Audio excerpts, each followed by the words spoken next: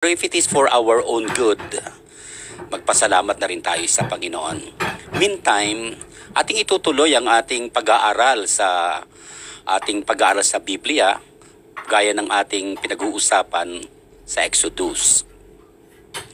Alam mo, dumako na tayo dun sa kagustuhan ng ating Panginoon. At ang isa sa mga kagustuhan ng Panginoon sa iyo at saka sa akin ay hindi lamang tayo magkaroon ng kaligtasan. Matapos ng isang tao ay mailigtas ng ating Panginoon, inaasahan niya na ang kanyang mga tagasunod ay mamumuhay na mayroong pagsunod at kabanalan. Sinasabi na sapagkat ang Diyos ay banal, tayo din naman na kanyang mga anak ay dapat magpakabanal. Ayon sa Pedro Kapitulo 1 talatang 14 hanggang 16. Ipinakikita sa iyo at saka sa akin na sapagkat yung Diyos natin ay banal, dapat magpakabanal. Inalis ng Panginoon ang bansang Israel doon sa Ehipto sapagkat punong-puno sila ng napakaraming idolatriya. So mula doon, gusto ng Panginoon dalhin sila sa isang lugar na kung saan mayroon silang kabanalan at mayroon isang Diyos silang sasambahin. Sa kabilang dako, ito yung nais ng Diyos na makita natin sa ating mga buhay. Kaya nga, ang pag-uusapan natin ay may kaugnayan doon. Let's open our Bibles doon sa Exodus chapter 13. We'll be reading verses 1 hanggang 22. Doon sa verse 1 ay sinabing, at sinabi ni Yahweh kay Moises, ilaan ninyo sa akin ang mga panganay sapagkat akin ang lahat ng panganay na lalaki sa Israel, maging mga hayop o tao. Sinabi naman ni Moises sa mga Israelita, aalalahanin ninyo ang araw na to ng inyong paglaya sa pagkaalipin sa bansang Ehipto. Mula roon ay nilabas kayo ni Yahweh sa pamagitan ng kanyang kapangyarihan at huwag kayong kakain ng tinapay na may pampaalsa. Umalis kayo ng Ehipto sa araw na ito ng unang buwan. Dadalhin kayo ni Yahweh sa lupaing ipinangako niya sa iyong mga ninuno, sa isang mayaman at masaganang lupain, ang lupain ng mga Kananeo, Heteo, Amoreo, Hevita, Jebuseo. Pagdating doon, ipagdiriwang ninyo taon-taon ang araw na ito. Verse 6, ang kakainin ninyo sa loob ng 7 araw ay tinapay na walang pampaalsa. At sa ika-7 araw ay ipagpipista ninyo si Yahweh. Tinapay na walang pampaalsa ang kakainin sa loob ng 7 araw. At sa panahong iyon, huwag magkakaroon ng pampaalsa o tinapay na may pampaalsa sa inyong lupain. Sa araw na yon, sasabihin ng bawat isa sa kanyang mga anak, ginagawa natin ito bilang pag-alaala sa pagliligtas sa amin ni Yahweh nang ilabas niya kami sa Ehipto. Verse 9, ang pag-alalang ito ay magiging isang palatandaan sa inyong kamay o sa inyong noo upang hindi niyo malimutan ang mga utos ni Yahweh sapagkat inilabas niya kayo sa Ehipto sa magitan ng kanyang dakilang kapangyarihan. Gaganapin ninyo ang pag-alaalang ito sa takdang araw taon-taon. Dadalhin kayo ni Yahweh sa lupain ng Kananeo, sa lupaing ipinangako niya sa inyo at sa inyong mga ninuno. Pagdating doon, ibukod ninyo para sa kanya ang lahat ng panganay na lalaki. Kanya rin ang lahat ng panganay na lalaki sa inyong mga hayop. Lahat ng panganay na lalaki ng mga asno ay tutubusin ninyo ng tupa. Kung ayaw ninyong tubusin, baliin ninyo ang liig nito, tutubusin din ninyo ang mga anak ninyong panganay. Darating ang araw na itinatanong sa inyo ng inyong mga anak kung bakit ninyo ginagawa ito. Sasabihin ninyo sa kanila na kayo'y iniligtas ni Yahweh mula sa pagkaalipin sa Ehipto sa magitan ng kanyang kapangyarihan. Verse 15, sabihin ninyo na nang magmatigas ang paraon at ayaw kayong payagang umalis sa Ehipto, pinatay ni Yahweh ang lahat nilang panganay, maging tao o hayop. Ito ay itong dahilan kung bakit ninyo inihandog sa kanya ang lahat ng panganay na lalaki, ngunit ang anak ninyong panganay ay inyong tinutubos. Ang paghahandog na ito'y magsisilbing palatandaan tulad ng tatak sa inyong kamay at sa inyong noo. Ito'y pag-alaala sa ginawa ni Yahweh nang kayo'y ilabas niya sa Ehipto sa magitan ng kanyang kapangyarihan.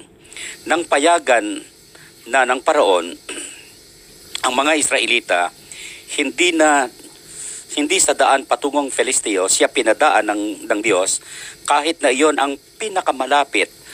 Ayaw niyang ang mga Israelita ay mapasubo agad sa labanan. Baka magbago pa sila ng isip at magbalik sa Ehipto. Kaya sila'y pinaligid niya sa ilang patungong dagat na pula at sila'y handang-handang makipaglaban. Ang mga buto ni Jose ay dinala ni Moises sa kanilang pag-alis bilang pagtupad sa kahilingan nito. Ang sinabi noon ni Jose, tiyak na ililigtas kayo ni Yahweh pag alis ninyo, rito'y dalhin ninyo ang aking buto. Verse 20, umalis sila sa Sokot at tumigil muna sa Itam bago pumasok sa ilang. Ang kanilang paglalakbay sa araw at gabi ay patuloy silang pinapatnubayan ni Yahweh, kung araw ay sa magitan ng haliging ulap at kung gabi sa magitan naman ng haliging haliging apoy na tumatanglaw sa kanila. Laging nasa unahan nila ang haliging ulap kung araw at haliging apoy naman kung gabi. Pagpalain ng Diyos ang pagkabasa ng kanyang mga salita. Tayo ay sandaling tumungo, pumikit at tayo ay manalangin. Dakila naming Panginoon, kami po ay muling nagpapasalamat sa iyo. Ang iyong mga anak na tinubos, ang iyong mga lingkod, ang iyong mga kinahabagan, ang iyong mga minahal, ang iyong binigyan ng paglingap. Sa kabila ng aming mga pagiging makasalanan, hindi, Panginoon, nilingap mo at ang iyong nakita sa amin ay ang aming mga kakulangan ng aming kasalanan. Kung hindi ang iyong pag-ibig ang nagbigay ng pagnanais upang sa kabila ng aming mga pagkukulang, kami ay binigyan mo ng paglingap sa pagitan ng kamatayan ng iyong anak na sa Jesus. Hindi namin, Panginoon, kailanman malilimutan na ang pakay ng iyong pagliligtas ay hindi lamang upang maligtas kami for the sake of salvation. Nais mo, Panginoon, at ang goal mo sa bawat isa sa amin is to be Christ-like, to be holy, to be separated from the world. Maiba naman kami ang pamumuhay mula sa mundo. At tulungan mo, Panginoon, na ang layuning iyon ay maisakatuparan namin sa pagitan ng totoong pagsunod sa iyong mga salita. Iyo, Panginoon, gabayan kami sa aming pagtalakay ng iyong mga salitang ito. Tulungan mo, Panginoon, na ikaw ang malugod sa aming pag-uusapan. Sa iyo ko itinatalaga ang lahat ng aming pag-uusapan ngayon. Bless our fellowship. In Jesus' name, amen. The message I would like to share with you this morning is entitled, Sanctified for the Lord. Sanctified for the Lord. Yung gusto ng Panginoon ay maging banal ang kanyang mga anak. The Lord saved His people from the plague of death by the blood of the Lamb. And they were to observe the Passover in remembrance of their bondage and deliverance from Egypt. He would lead His people out of Egypt into the land that God has promised them. And as Christians, we have been purchased or redeemed by the blood of Jesus Christ and sanctified or separated unto by the Lord and for the Lord. You see, ang gusto ng Panginoon, maibukod tayo. Tayo yung mga grupo na hindi tayo makamundo. Tayo ay nasa mundo and yet hindi tayo makamundo. Ang gusto niya ay yung kanyang mga anak ay maiba naman yung lifestyle. Hindi yung lifestyle ng mundo, habang tumatagal ang mundo, nagiging kapareho tayo ng mundo at yung lifestyle ng mundo, yun doon ang ating kinokopya. Maging sa pananamit, maging sa mga pananalita, and everything halos wala nang pagkakaiba. Ang Diyos, gusto na ikaw at saka ako ay maiba naman. Lalo na sa panloob, especially yung tinatawag nating character. Actually, to be Christ-like, is, yun po yung pinaka-goal or ang tawag niya ay predestination ng Diyos para sa mga mananampalataya. Now let's discuss this thing. Bakit gusto ng Diyos na isanctify ang kanyang mga anak? Una sa lahat, ang sabi dun sa talatang 2 kasi, we are the Lord's possession. Tayo ay pag-aari ng ating Panginoon. Balikan natin yung verse 2. At ang sabi dun sa verse 2 ay ganito, ilaan nyo sa akin ang mga panganay sapagkat akin ang lahat ng panganay na lalaki ng Israel, maging tao o hayop. Yung mga panganay, at alam natin na lahat ngayon, mula pa nang tayo ay iligtas ng ating Panginoon, tayo'y pag-aari na niya. Hindi na tayo sa ating sarili. In fact, sinasabi doon sa 1 Corinthians chapter 6 verse 19 that do you not know that your body is the temple of the Holy Spirit which dwells in you? Your body is not your own. You are of the Lord because you are bought with a price. Therefore, glorify God in your body. So whatever we do, whether we drink or eat, do it all for the glory of God. Ibang-iba ang mga mananampalataya. We are actually the Lord's possession. Pag-aari ka ng Panginoon. In fact, sa Ephesians chapter 1 verse 13 hanggang 14, ang katunayan na ikaw ay pag-aari ng Diyos, may tatak ang bawat isang mananampalataya ng Holy Spirit. At yun ang nagpapatunay na iba ka. Kung ang mga tao ay walang tigatig sa paggawa ng kasalanan, ang isang tunay na lingkod ng Panginoon, meron siyang pagkatakot. Meron siyang talagang pag-aalala whenever na siya ay makagagawa ng mali. Bago pa lang mag-isip siya ng maling kanyang gagawin, ang Holy Spirit ay hindi ka na bibigyan ng pagkakataon na magkaroon ng kapanatagan. Una sa lahat, this sanctification is a command of the Lord. Ito'y utos ng Panginoon. Sanctify unto me the firstborn. Separate unto me. Ilaan nyo para sa akin. Ibigay nyo para sa akin. Alam nyo, lahat ng tunay na mananampalataya ay pag-aari ng ating Panginoon. At ang yun ay command ng Diyos. Tandaan nyo, nang ikaw ay tubusin ng ating Panginoon Kristo, ay wala ka ng kakayahan o karapatan na mag-angkin pa ng iyong sarili. Because you are bought with a price. And that price is the blood of Jesus Christ on the cross. That's why it's so important for you to realize na dapat nakalaan ka ang buhay mo, your very self, at lahat ng mga nasa iyo ay dapat para din sa Panginoon. Alam mo, kung titingnan nyo ang Biblia, lahat ng pag-aari ng Panginoon, walang masasabi na mayroon siyang personal na pag-aari. Everything that is in you ay of the Lord. Because ang sabi ng Panginoon, wala ka nang dumating sa mundong ito. At lahat ng narito sa iyo, lahat ng nakapagpapasaya sa iyo, ang lahat ng yan ay iiwanan mo rin. Remember, your value ay kaya ka mayroong halaga ay dahilan sa may nagmamay-ari sa iyo. Alam mo ang bola na siguro ginagamit sa basketball ay pwedeng magkaroon ng 3,000 ang price, ang halaga nito pag binibili. Pero pag ito ay nasa kamay ni Michael Jordan, milyon ang halaga nito, dollars. At naniniwala ako na yung mga damit na sinusuot ng mga artista, yung mga sinusuot nating damit, pwedeng bilhin natin halimbawa sa sa isang bilihan ng t-shirt like siguro ay Parang ang hirap maging sabi ng brand. Pero siguro ang halaga ay mga 250 to 500. Pero sa isang tao na nagiging parang modelo nito, hindi lang 3,000 milyon ito.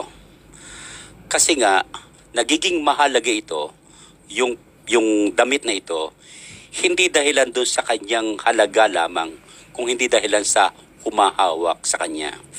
Nagiging mahalaga ka, hindi dahilan sa ikaw ay ikaw. In fact, makasalanan tayo eh. We are actually nothing. Nakalagay sa John chapter 15, we are nothing without Christ.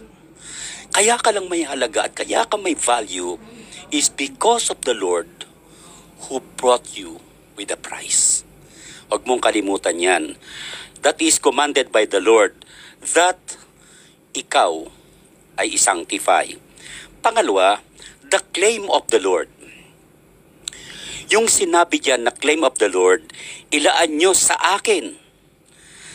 Sapagkat ang lahat ng panganay na lalaki at babae maging hayop, akin.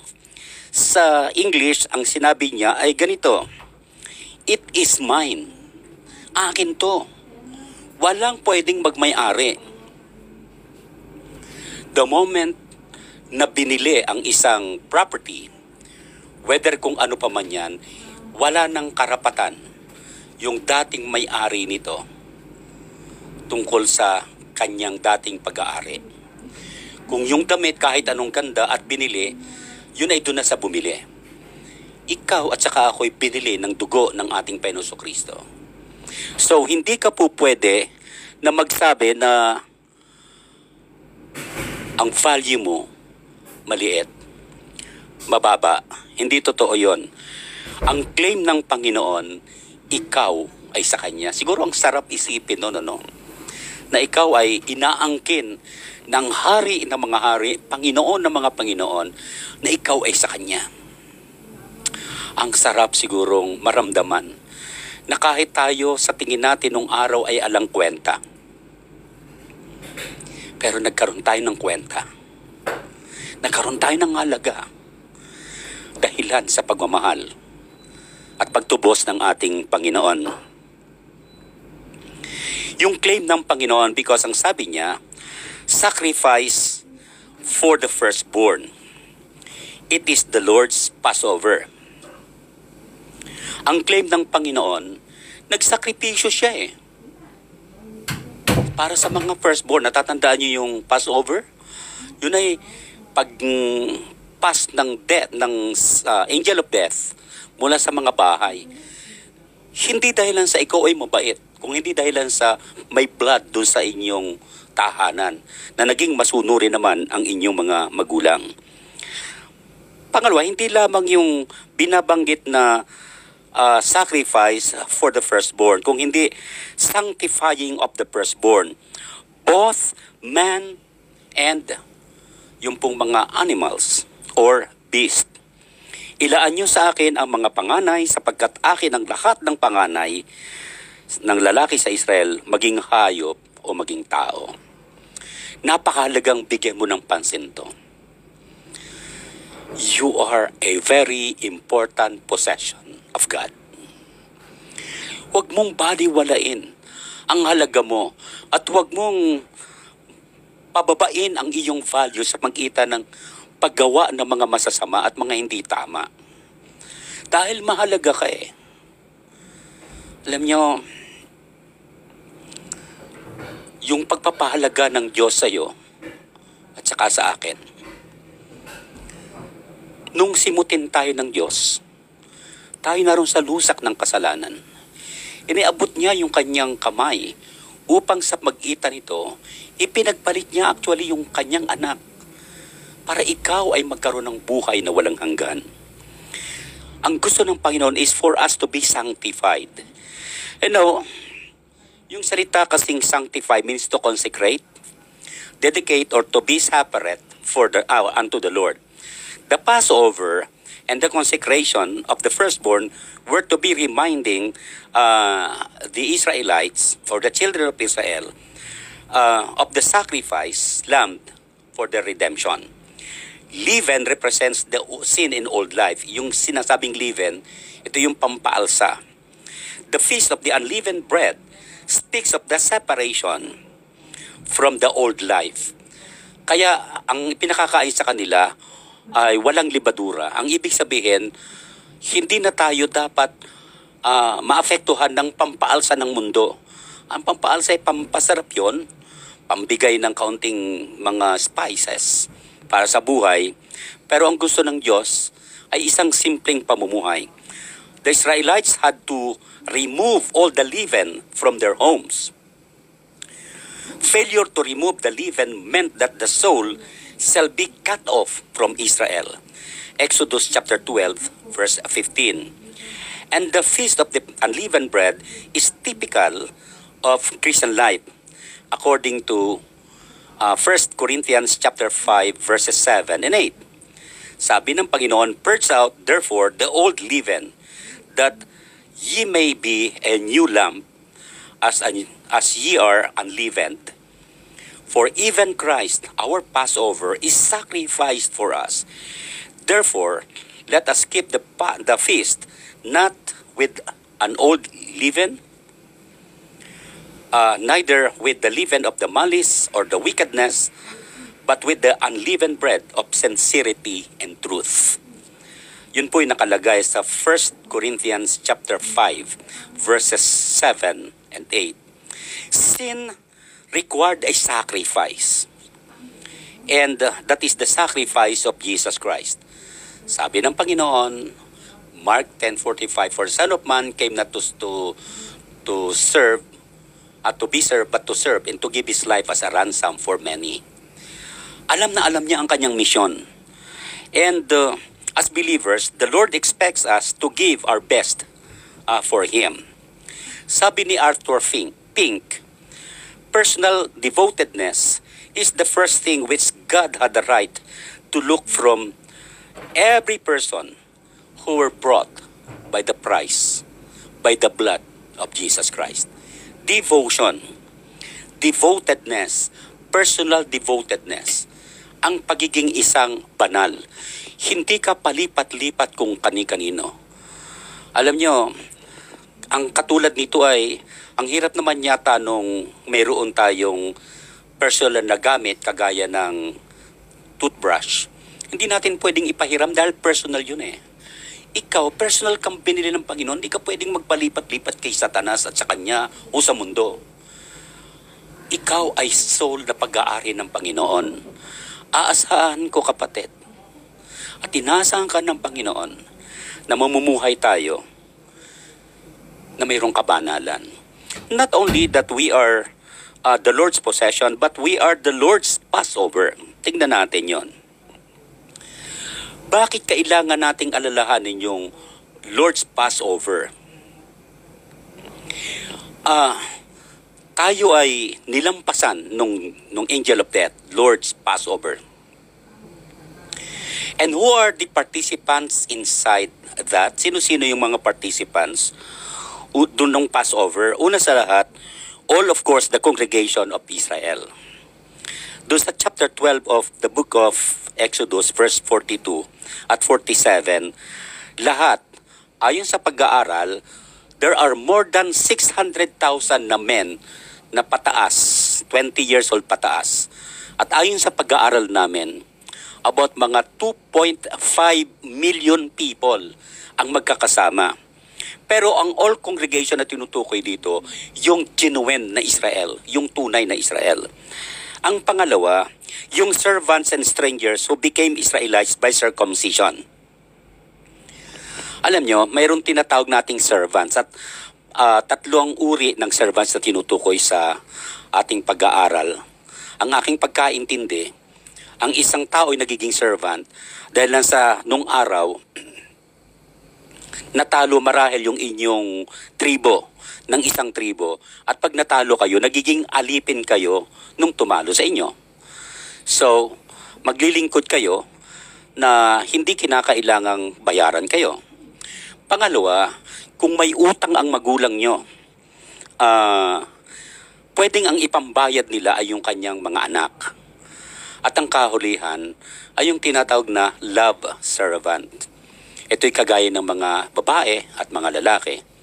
Alam naman natin na ang mga babae, gusto ko sanang tanungin kayong mga may asawang mga babae dito Kayo ba, pag kayo ay naglalaba, namamalansya, naglilinis ng bahay, pag kayo ba ay namamalengke, nag-aalaga, nurse pa kayo ng mister nyo at ng mga anak nyo, tanong, pagkalipas ba ng isang buwang paglilingkod mo, may sweldo ka ba?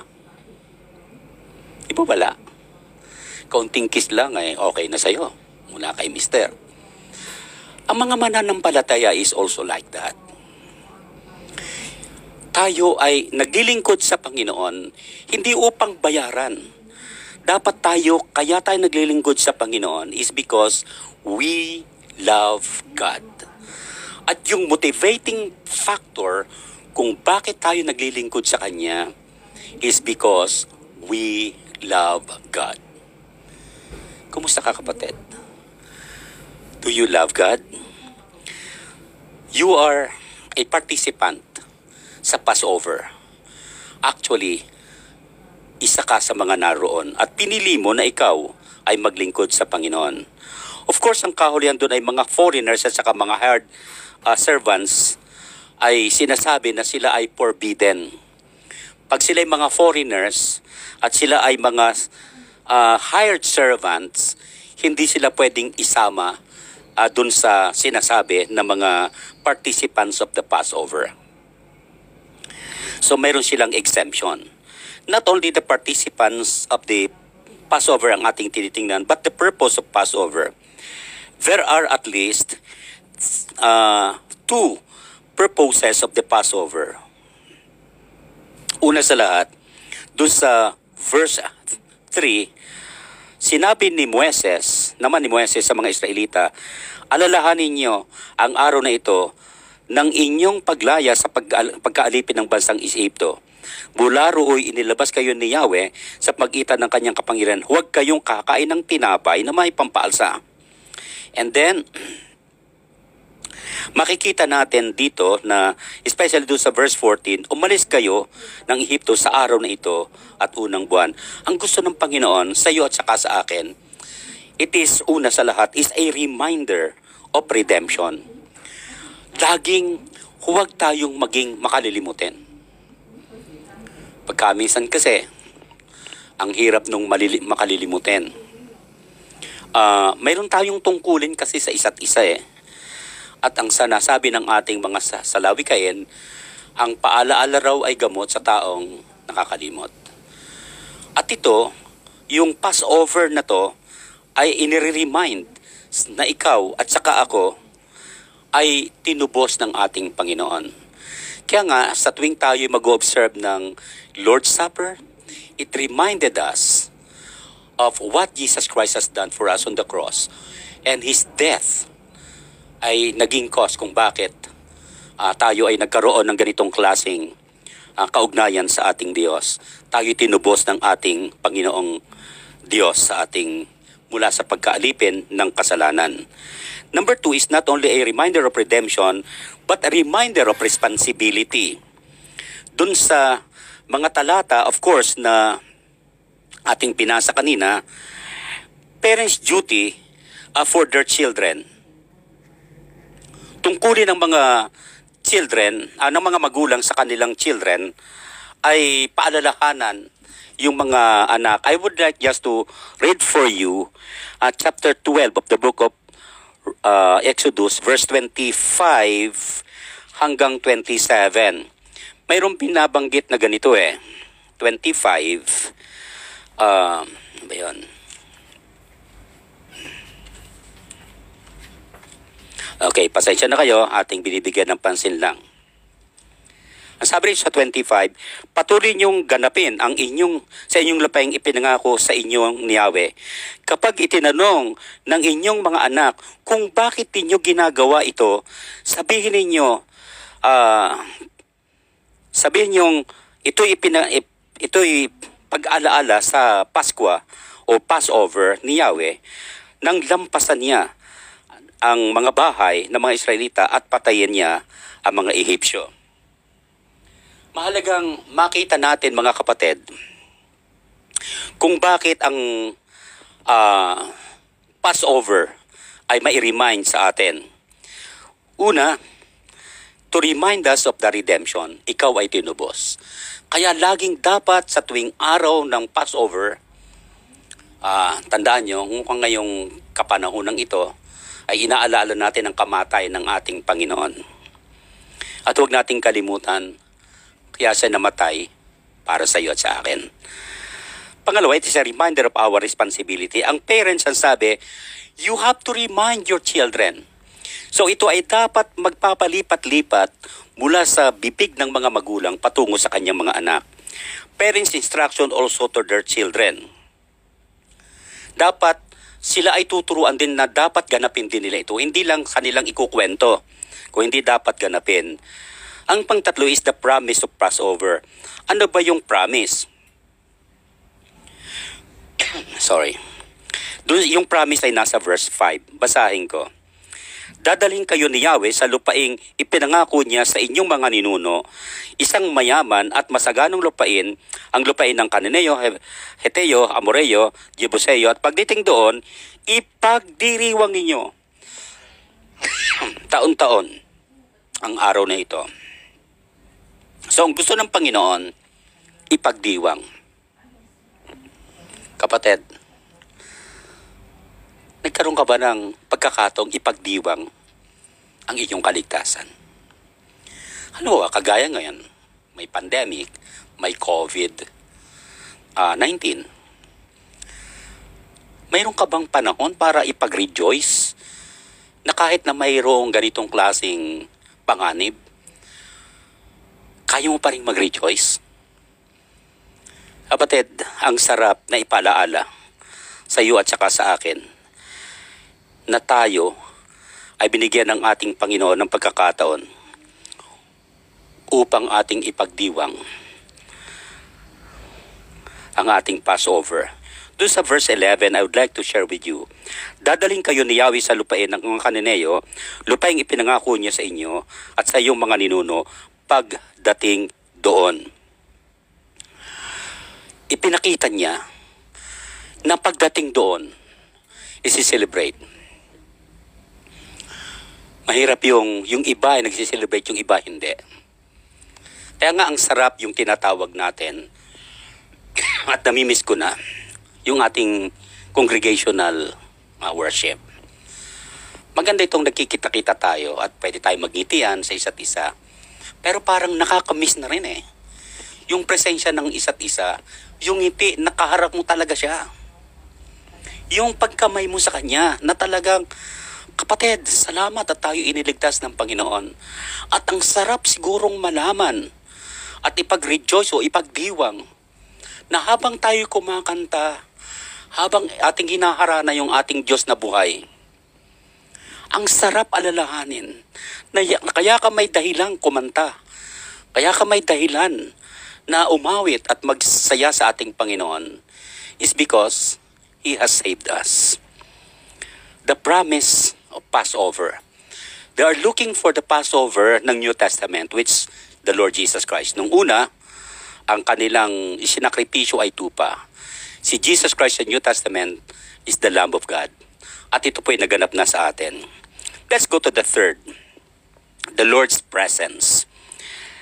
Ang kanyang presensya ay may dalawang purposes. Una sa lahat, to guide His people. Doon sa verses 17 to 20 nung ating text, I'll be reading this for you. Nang payagan ng paraon, ang mga Israelita, hindi na sa daang ng Pelisteo sila pinaraan ng Diyos kahit na iyon ang pinakamalapit. Kasi ayaw niya na ang mga Israelita ay mapapasubo kaagad sa labanan, baka magbago sila ng isip. Verse 18, kaya sila ay pinaligid sa ilang patungong dagat na pula at sila ay handang-handang makipaglaban. Nang ang mga buto ni Jose ay dinala ni Moises sa kanilang pag-alis, bilang pagtupad sa kahilingan nito, ang sinabi noon ni Jose, tiyak na ililigtas kayo ni Yahweh. Pag alis ninyo, rito ay dalhin ninyo ang aking mga buto. Verse 20, nang umalis sila sa Sukot, at tumigil muna sa itam bago pumasok sa ilang. Verse 21, sa kanilang paglalakbay araw at gabi, patuloy silang pinapatubayan ni Yahweh kung araw ay sa magitan ng haliging ulap at kung gabi sa magitan naman ng haliging apoy na tumatanglaw sa kanila. So, they were guided by God. Hindi ka maliligaw. Eh yung iba, kaya naliligaw, eh talaga namang nagpapaligaw-ligaw eh. Like for example, sabi na ng Panginoon, sinabihan na do not be unequally yoked with the unbeliever. Ang problema ay may gwapong ng ligaw. So okay lang ba yun? Mayroong babaeng mas maganda na hindi niya matanggihan. Kaya kahit na non-Christian, okay lang. Kasi baka sakaling magiging mananampalataya rin naman. Kapatid, napakahirap ipagsawalang bahala ang utos ng ating Panginoon. You are guided. At sa New Testament, ang ating guide, una ay ang Espiritu Santo. Pangalawa ay ang kanyang salita. Of course, ginagamit niyang guide ng Panginoon ay ang kanyang mga lingkod upang tayo magkaroon ng mapanatag sa ating direksyon ng buhay. Pero dinadalahin ko sa Panginoon na nawa ikaw at saka ako. Yung pong lumang tipan ay nagsasabing sa umaga, sapagkat mainit, ilang yun disyerto, andun yung nag-uumpukan ng mga ulap, haliging ulap, at sa gabi naman, kasi malamig to sa disyerto, andun naman ang presensya ng haliging apoy. Ganyan kamahal ng Diyos ang mga Israelites.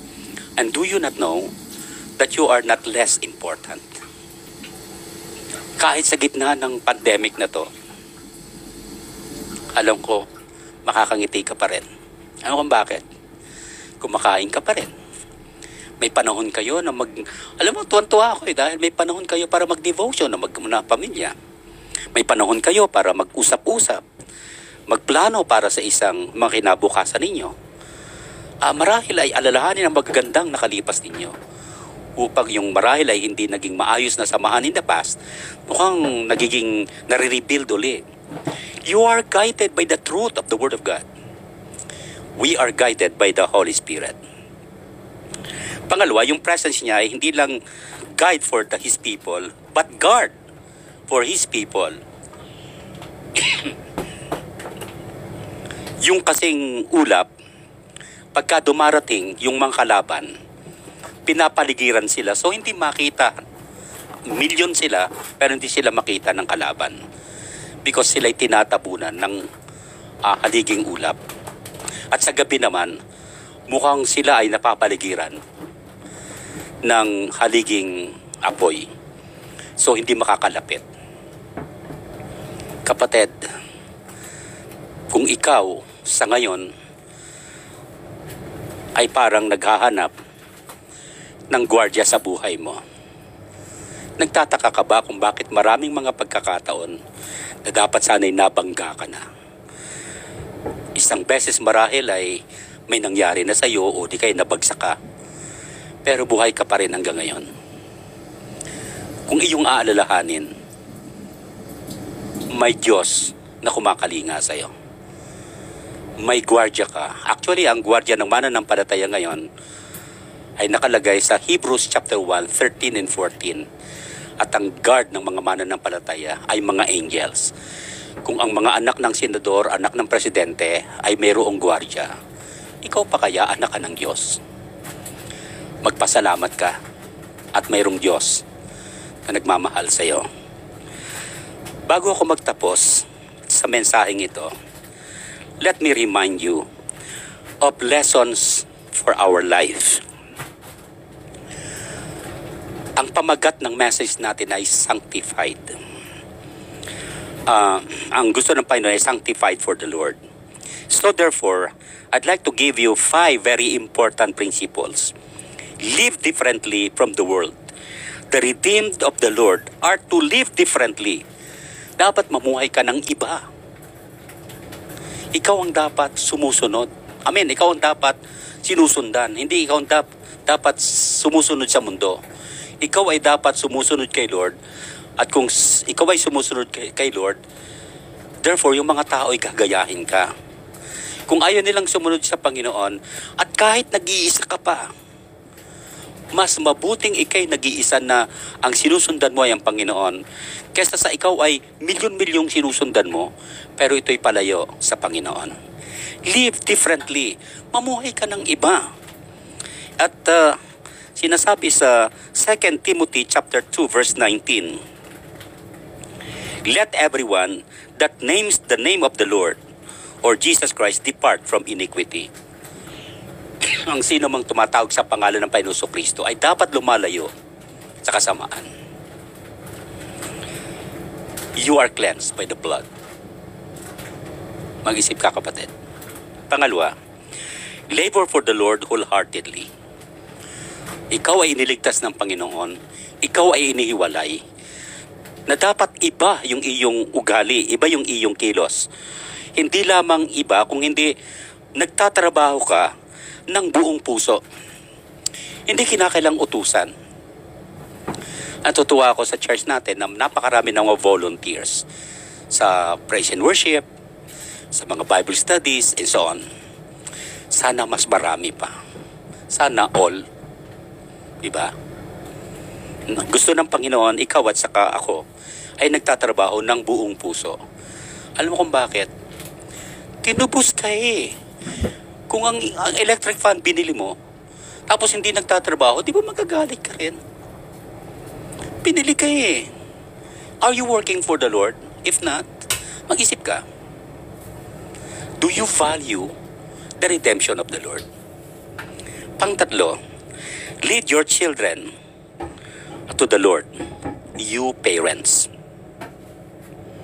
Isa sa pinaka-nakakatuwa na makikita at isang napakagandang heritage or pamana ng mga magulang sa kanyang mga anak ay sila ay sumusunod sa kautusan ng ating Panginoon. Sila ay namumuhay, kinukopya yung pamumuhay na gusto na ipinamumuhay ng mga mananampalataya na gusto ng Panginoon para sa iyo at saka sa akin. Pero, dapat mauna rin kayo mga magulang. Huwag kang mag-utos ng isang bagay na ikaw mismo ay hindi mo naman sinusunod. Kasi kung mali ay patuloy mong ginagawa, maisa sa isip ng mga bata na tama yun. Pang-apat, let each one obey God without reservation. Yung pagsunod sa ating Panginoon ay dapat walang reservasyon. Dapat 100% sumusunod tayo sa Panginoon. Mahalagang makita natin yung ating Panginoon ay pinaglilingkuran natin at sinusunod natin ng 100%. Kahulihan, look up to God for our salvation and daily cleansing, because the blood of Jesus Christ can cleanse us from all unrighteousness. Magtataka kayo siguro kung bakit ang isang isda na nakatira sa dagat na maalat, pag hinuli mo siya ay hindi naman maalat. Alam niyo, may property kasi ang isda na tinatag nilang insulation or insulator. Immune sila dun sa alat. Pero pag ang isang isda ay patay na, you notice na pag binislad yung isda, dun din nila inilalagay sa dagat na maalat, tapos hindi na nila kinakailangang lagyan ng asin dahil maalat na yon, dahil nagre-receive na siya, hindi na pwedeng mag-resist ng alat. Nakatira ka sa mundong ito, napakaraming kasalanan dito. Kagaya ng isda na hindi talaga pwedeng pumili ng lugar na hindi maalat. Pero pwede mong piliin na mamuhay na malayo sa paggawa ng kasalanan. Because to sin or not to sin is a choice. To sanctify and to be sanctified is guided by the Holy Spirit. But you have to choose right from wrong. Kapatid, ikaw ba ay buhay na isda na meron kang insulation or insulator, or ikaw ay patay na isda, kaya naapektuhan ka ng dagat na alat ng mundo. Isipin mo, you must be sanctified. Mamuhay tayo sa Panginoon. Let us bow down our heads, close our eyes, and let's pray. Father, thank you so much for your goodness. Oh, how thankful we are, Father, na hindi mo kami iniwanan, na kami maging talunan ng mundo, at kung ano yung gusto nito ay aming susundin. In fact, ang gusto mo, Panginoon, ay mamuhay kami na bago yung aming kaisipan. Kung aming itatalaga ang aming mga sarili sa iyo, at ang aming mga sarili ay magiging isang akto ng pagsamba, then nagiging isang napakaganda na pang-araw-araw na gawain namin ay paghahandog ng masamyong aroma sa iyong harapan. Yung pamumuhay pa lang namin ay makapagbibigay na ng masamyong handog para sa iyo. Lord, help us na magkaroon at maiba naman yung buhay namin. Makita ng aming kapaligiran na iba talaga kami. Hindi yung masasabi ng iba na born again ka. Parang wala namang pinagkaiba. Hindi halata. Tulungan mo, Panginoon, na panalangin namin. Gustuhin namin na mamuhay kami na may kabanalan. At naway maipasa namin ito mula sa aming sarili patungo sa aming mga anak, mga inapo at mga susunod na henerasyon. Lord, bless our church. Bless its pastor. Bless ang kanyang family. Lalo na ngayon, Panginoon, na may ilang buwan na rin, Panginoon, lampas na ng isang buwan na kami hindi nagkakaroon ng pagsasama-sama sa pananambahan. Lingapin mo ang pangangailangan ng mga pastor. Lingapin mo ang kanilang mga kagustuhan, Panginoon. Lalo na yung pangangailangan ng kanilang pamilya. Naway hindi mo sila papagkulangin. Ganon din, Panginoon, huwag mo pong pahintulutan na may mga miyembro at may mga manggagawa na maapektuhan ng COVID-19. God, shield us by the power of the Lamb. At pagpalain mo ang bawat isa sa amin sa lahat ng aming gagawin, lahat ng aming babalakin. Ito po ay aming panalangin sa pangalan ng aming Panginoong Jesucristo. Amen. At ngayon, tanggapin niyo ang pag-ibig ng Diyos Ama, biyaya at pagliligtas ng Diyos Anak, gabay, pangunguna, at pag-ibigay kapangyarihan ng Espiritu Santo ay sumati nawa mula ngayon hanggang sa si Kristo ay bumalik. And all the people of God say, Amen and Amen. God bless you, mga kapatid. See you next time.